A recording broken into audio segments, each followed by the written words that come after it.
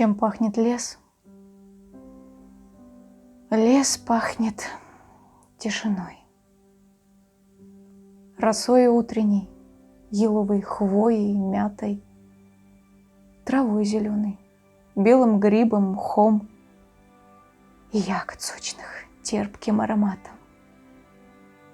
Лес пахнет солнцем, проливным дождем, ручьем журчащим, прелую листвою, кедровой шишкой, полевым цветком, березы соком, вешним травостоем, корой дубовой, медом луговым, костром вечерним и ночной прохладой.